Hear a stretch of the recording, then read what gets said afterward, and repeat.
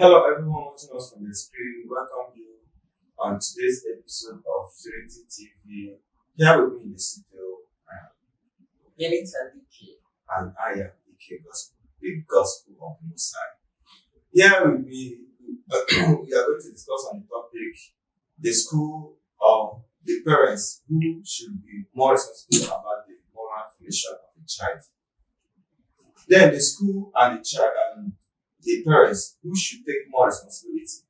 Now, literally, you know that socialization starts from the family where the child gets to know the parents, the mother and the father and the sibling. So, but the question there is who takes more responsibility on the child moral? So, Okay, thank you. When we talk about moral, what comes to our mind in the first place? When we talk about the moral formation of the child, we're talking about the standard, the set of rules, the values, the code of conduct by which an action or intention is being judged to be either good or bad, right or wrong. Now, every child has a stage from 0 to a certain age where everything about that child revolves around the parents. Now, outside that period, external influence comes in. To some parents, it's maybe 0 to 3, to some others 0 to 5, 0 to 5, 0 to 6, 0 to 7. Now, we know that ideally it's supposed to be 0 to 5 where you would let the child go to school. But these days, because of hustling and bustling, most parents send their kids to school as early as 1 year. Now, I'll give you an instance. If a child is trained to say, sit down, and the child sits down without questioning you, it's easier for the teacher to also say, sit down in class. And the child is a continuous process. The teacher continues from where the parents stop. But if the child damage starts from home, it becomes more difficult for the teacher. Now, when you talk about who takes responsibility, I will say personally, this is my opinion, though. I will say is a collective responsibility, is a collaborative responsibility. It is not solely the responsibility of the parents. As you and I know that the parents have limited time to stay with the kids. Now, let's take, for instance, the child that goes to school for 1 year. How many hours does the parents get to put in? Now, the mother works, the father works. And then the child needs a building foundation that is going to form the basis of the character he or she exhibits in the society. Now, this child is pushed, that responsibility is halted and is pushed to the school.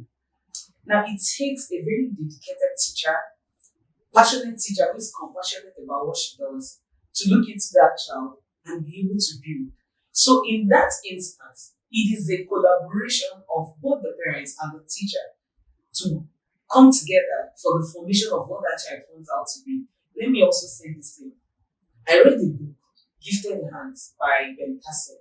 Ben Carson talked about at some point in his class, he was the dumbest kid ever. Now, the mom stopped them from watching television. That's the mom contribution because she felt the TV was limiting the time he gives to his studies. Now, the teacher took it up from them. There was a particular lady in the library where he goes to read. There's always coming up with things that will help him. Before you know it, the mom was here doing this part, the teacher was here doing this part, and you and I know the rest of the story about Ben Carson. So, when you talk about formation of morals, all hands has to be there. The father, the mom, the teacher, the society, even the religious institution. I remember growing up, I used to attend this Sunday school. Let me say it's the Apostolic Church, but this is not, I'm not advertising any church. But in that church, when you don't come to church on Sunday, like 2 Sundays consecutive, the Sunday school teacher will look for you. But these days, you don't get, the religious leaders are so busy, and the population is probably too much. They won't even get to know you're not coming to church. But back then, the teacher will even come to your house to find out from your parents why you're not coming to church anymore.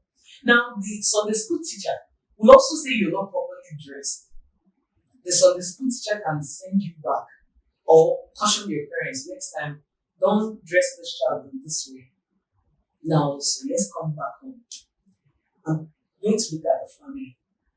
In the formation of a child's moral standard, conduct, and behavior, the family plays the primary role, the school plays another role, we can call it the secondary role, the society, the religious institutions plays another role. We could say tertiary, or it's also in the secondary.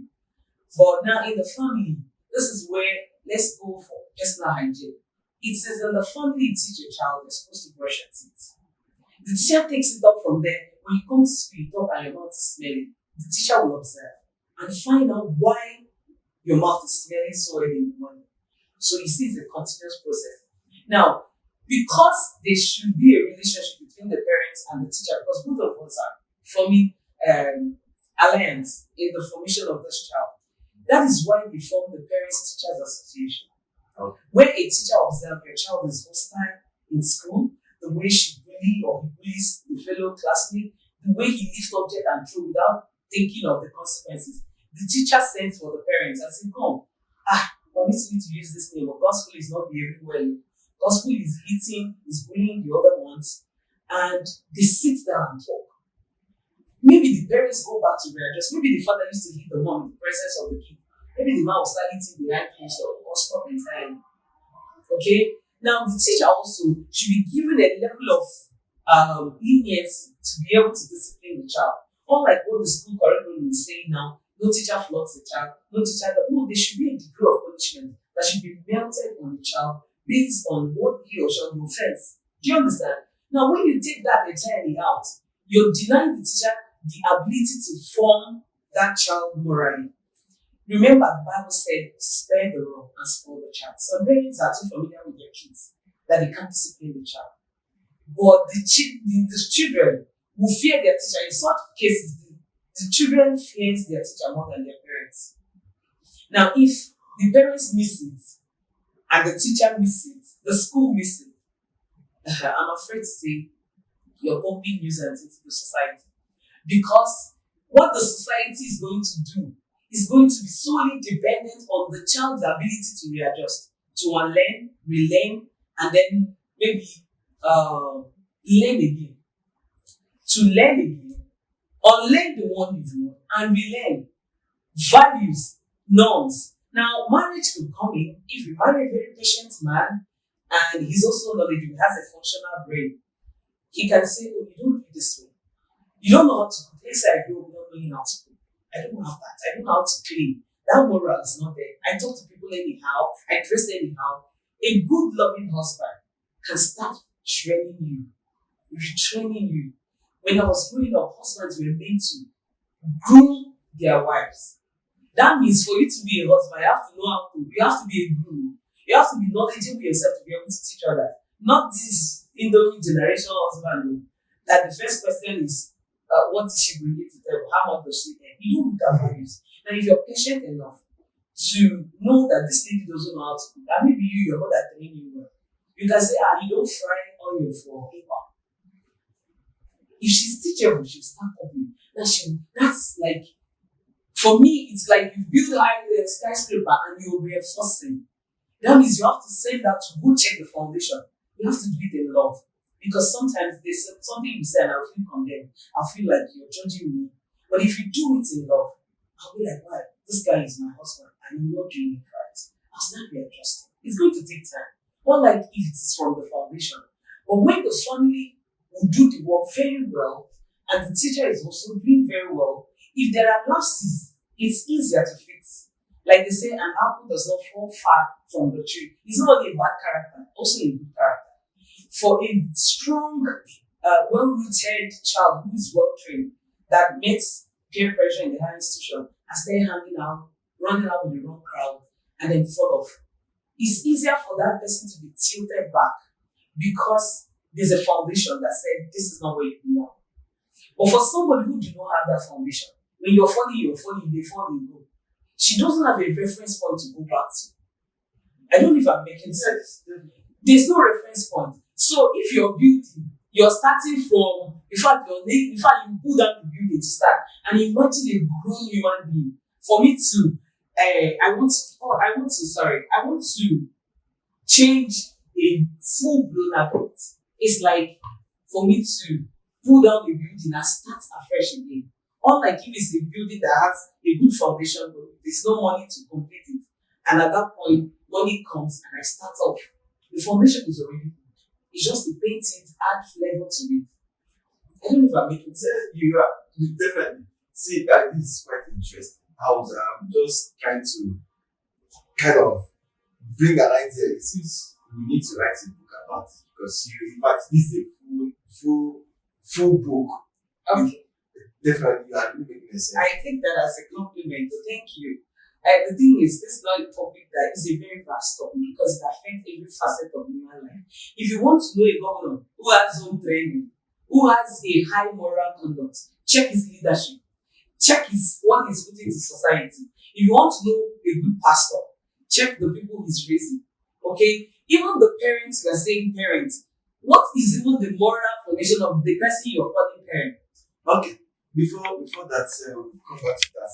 This is quite interesting because even myself, you've already taught me a very big lesson now. Coming back to, you said that there are some other factors, other people that are involved in raising a child, like you said of religion, like church, school, and other people too. So, what's the interest of the parents in the child? You know that talking about this moral, there could be negative and there could be positive, true of us. Because now, when they get a bad character, is a negative by moral, they got maybe from environmental or peer groups or thereabouts. So, the interest of the parents now you're talking about that there are other people that could help to build the moral of a child, which is school, which is church, which could be any other places, even the extended family too. If they don't have chance now, they leave the house early in the morning, take the children or the child to school early in the morning. Coming back, now they register them for extramural class. Coming back by 6. By that time they are tired and the children are already on their assignments, going back to bed. Early morning, the next day they move on. So how would they know what they are learning from the school or from the environment or where they are living their house? Okay, thank you very much. Now, like the topic of discussion said, the moral formation of a child. Who takes the sole responsibility? The parents or the school, right? Yeah. Now, and I said the moral formation of the child, it's neither the sole responsibility of the school or that of the parents. However, because if my child turns out right, it's a credit and honor to me. I think the responsibility rests more on the parents. Because if my child turns out to be an armed robber, they won't arrest. The shame will not go to the teacher. It will come back to me as the parent. So I should wear it like a garment to ensure that my child behaves well in the society, upholds a certain level of moral standard. That way, I'll feel proud to say that is my child. So now you're trying to point out that parents have more concern on the moral formation of the child than the school. Exactly. So now, for intending parents, in what way could parents see to the moral upbringing of the child? Okay, now, like I mentioned earlier, that if you don't have it, you can't do it. That's why there's need for counseling before you become a parent. You'll be prepared. That's why you seek counseling, you read books. You need to be knowledgeable about the journey you're embarking on. That is parenthood.